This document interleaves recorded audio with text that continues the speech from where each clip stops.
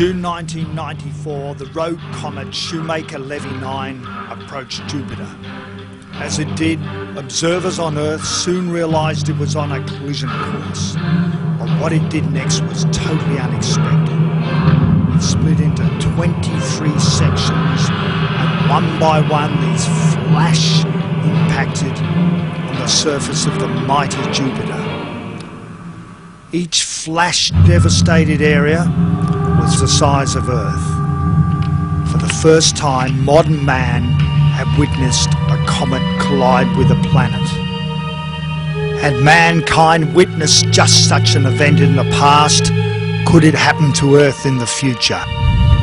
Aboriginal traditions and mythology are all about cosmological warfare in the plasma of space. We ran down from the mountain, a river out to sea.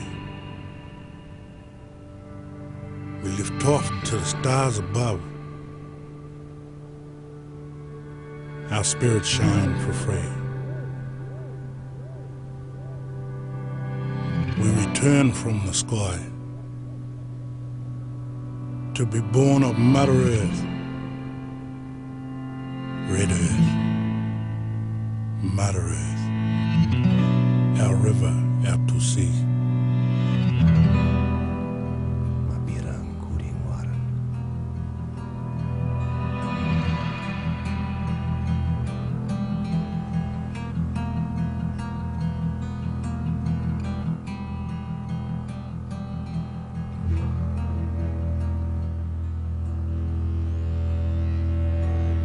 They mention meteorites falling to Earth and killing people. They mention comets. They mention planets in disturbed motions. Tsunamis sweeping across the land. People turn to stone. Massive storms. Thunderbolts from the gods. Mountain building, river building, all destined to be passed down in oral tradition. And this is where the white myth interpreters get it very badly wrong. To the Aboriginal people, these events actually happen. They're not representations, they're not symbolic, they actually occurred, and not so long ago.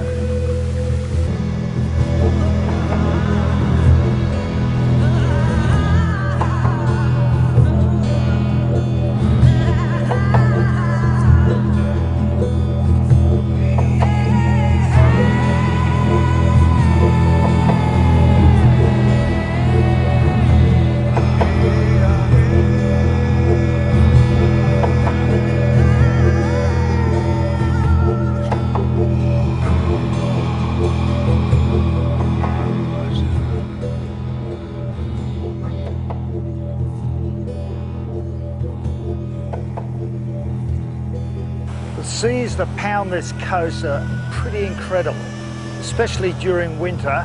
These seas pound into this bay and smash the rocks. But they never wash further than the beginning of this sand dune.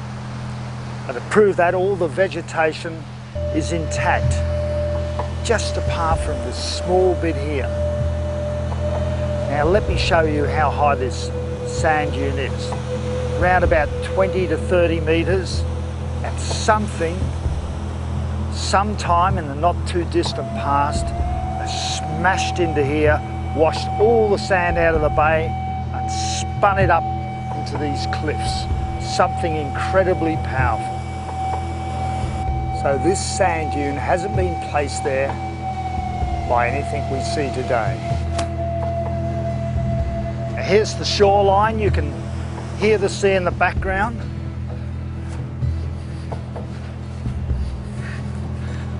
Look, it's huge. Can you imagine the force required to bring a sand dune up this high?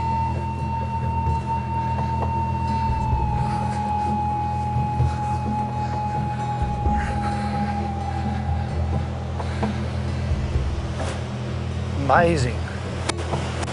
And here we are, 20 metres above the surf line. How did this sand dune get here? But as soon as we twigged that tsunami was possible along the coast, we began to find more evidence, and the evidence got bigger and bigger, higher and higher, and then we twigged that there was more than one event. Now this is intriguing to me. I mean, I've read a couple of your papers, Ted, and I think some of these tsunamis go back 10,000 years, and recently you're talking about one around 1500 AD, or 500 years ago.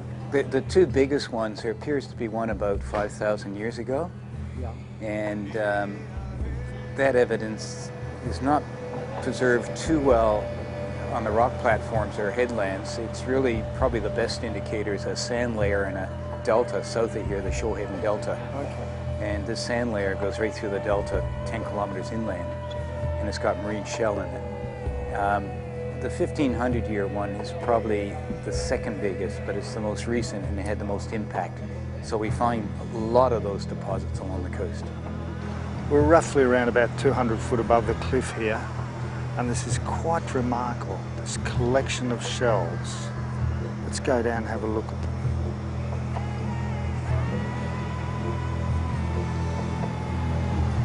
This is the cliff above the sea, roughly about 60 metres, and everywhere on the ground you can see shells strewn. Sometimes they're just laying. They're all different types. Even abalone shells, mussels, you name it. And they're strewn right along this coastline, not just one little clump. And they're interlaced just above this curious formation where the petrified root systems are calcified amongst the sand dunes. It's quite a remarkable find. You can see where the plant structure was, equally here. In some cases, these plant remains are as long as this. Shells everywhere, little ones, small as this. This is no Aboriginal midden. This is the result of some cataclysmic destructive force. Immediately you think of a great tsunami sweeping in this bay and washing up around the cliffs. We're now moving round inside Port Phillip Bay to Mount Martha. Now, along the whole of these cliffs and further down to Sorrento, there's innumerable spots where these thick bunches of shell are being tossed way up on the cliff. We're approximately talking about 60 metres here. Earlier thoughts from colonial geologists were that they were Aboriginal middens. This is totally erroneous. They're thick layers and they stretch for miles. And curiously enough, they seem to have a burnt earth around them the whole way along. We're talking later about the fires of Tamatea, but I'm wondering if there's a related fact here. Now, to test our theory about Aboriginal middens, we're going to get some entertainment and we're going to go down on the beach, get some mussels and have a bit of a cook-up. I don't think these Aboriginals moved down from that sea down below there right up to the top of these cliffs just to cook up mussels.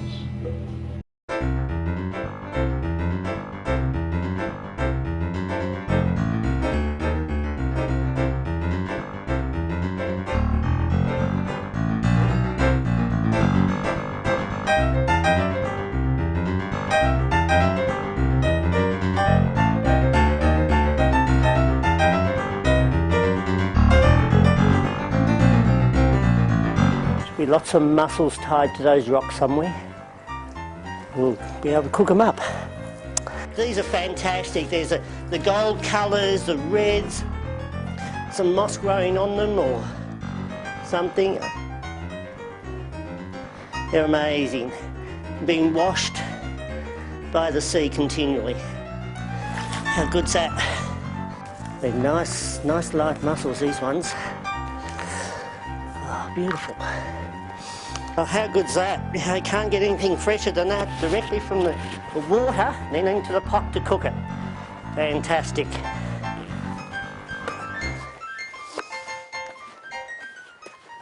I can believe in this particular area there was some wild chilies growing. There's some, yes, yep. Said there was some. I found them, yeah. Capsicums here. We've got the chilies. These are the red chilies we just picked. Just put our pot into here. Now the flames have gone down for us. We're going to add some chilies to it, some wine. We're going to just warm it off a little bit and then add the mussels in. And then our sauces that go on that. And the sauces are like a tomato-based sauce with some capsicums through it and some chilies. And to give it some heat, some garlic, and all those beautiful flavours will come through into the mussels as the mussels start to open. And the porousness of the mussel itself will actually draw in the flavours from the juices that we put into the pan. I'm just going to add a little bit of olive oil to the pan, just as to test it for its heat. It's starting to warm up now. And what I'm going to do is add some onions. And with my onions, I'm just going to saute lightly, just so that they'll take on a clear colour itself, and then we'll add the mussels to that with some white wine.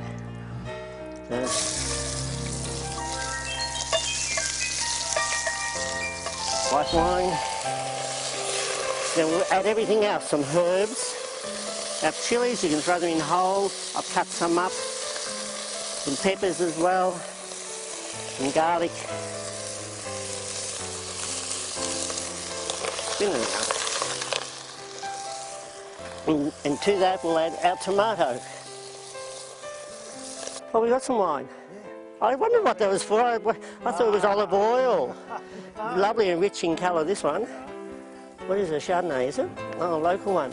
Yes, we prized this out of Andrew Higginbottom. It's his finest Chardonnay. Well, yes, you get mussels we're doing, mussels. Mussels, mate. Oh, how fantastic is this? Look at the view we have, cooking our mussels, and we've got this beautiful aroma coming out of the steam pot at the moment, and this beautiful view in front of us. Life is good to us all.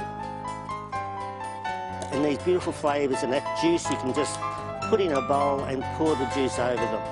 And they open up beautifully, lovely fresh mussels, some herbs. Yeah, very easy recipe for us all to put together. Some onions, shallots, some herbs, your chilies, and we've got our bell peppers as well, which are beautiful. Great flavours, some garlic, and so we can all enjoy this, sit around with friends and make a mess of ourselves. I can just imagine the local indigenous tribes sitting on this rock 400 or 500 years ago and feasting on the mussel. Do you think, John? Yeah, I think with especially these pots. Yes, time to sit around and just scoop them out with your fingers or a spoon and enjoy a big bowl of them in front of friends, with friends, and wine, some crusty bread, and soak up all the juices that are left in the bottom of the pan. What a great meal, an easy, simple meal. We're so lucky, and what an area to be able to get them from. Well, I'm sorry, John, if I was a Bunyarong tribesman, there's no way I'd be carting my mussels up an 80 metres cliff. I'd be down here on the beach, having a swim, looking at the water, plucking them out and doing it here on the spot. In my judgment, there's no way that was an Aboriginal midden up there, right up there on the cliff. That's a tsunami deposit. This is the infamous Bush Rangers Bay, or at least it was around the 1880s, the gold rush era. It stretches from Cape Shank round to here, and this is one of the few sandy beaches along this coastline. The rest rugged cliffs and head crops like this granite island you see in front of me. There's some surf tearing in. It's very close to the entrance to Fort Phillip Bay. There's the landowner, been here for 50 years he's told me. Goes for his daily walk with his 2 dogs.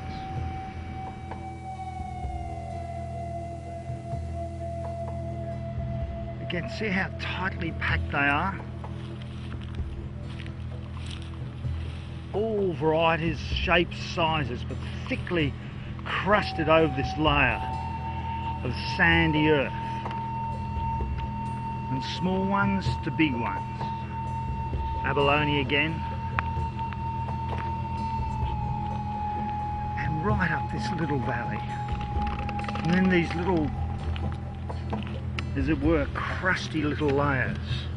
You dig down and all packed and bruised and smashed together.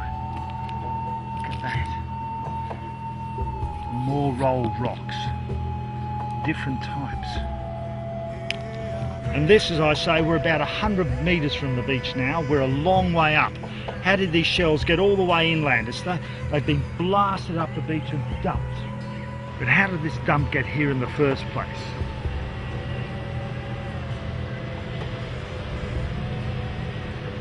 There's not enough sand on the beach to build these large hills up.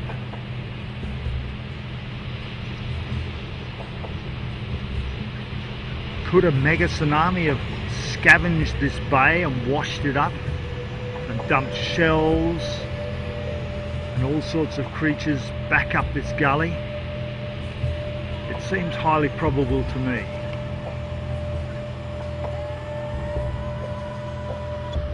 Now the thing I'm finding interesting about this 1500 AD one is you're using a number of parameters to date it. I mean, perhaps you can explain, but just briefly, I think we're talking about mythology, we're talking about thermoluminescent carbon dating, we're talking about cosmological events recorded in history. We tried thermoluminescence, and we had probably in Australia the best person for dating thermoluminescence, and that looks at a signature clock that starts in sand grains, and when they're exposed to the sun, the clock is zeroed, you bury it, and then the clock starts ticking.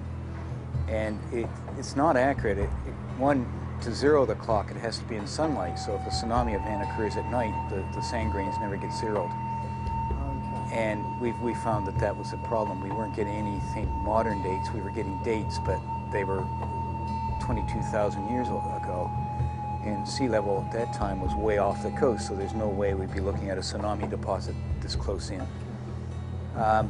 We tried radiocarbon, and we thought radiocarbon was more precise. To find it has these things called age reversals, and we're finding out a little bit more about age reversals. The carbon can be contaminated by more activity from the sun. Cosmic rays. Yeah, but it can also be contaminated if we flood the atmosphere with dead carbon. Right. And one of the ideas is that if we're looking at comet impacts, that these comets are hitting carbon-rich bottom sediment, flooding the atmosphere with dead carbon. So the age reversal causes an age reversal. I guess what I'm really saying that we couldn't zero in more than 200 years on a date. Yeah. And we put the age probably into the 15th century. The Koreans were watching a comet in 1491, February 12th. Really? And on February 14th, it disappeared. It wasn't there. And he then got into the data about the comet. We know what comet was, and it made a very close approach to the Earth. And there were some astronomers who believed it actually hit.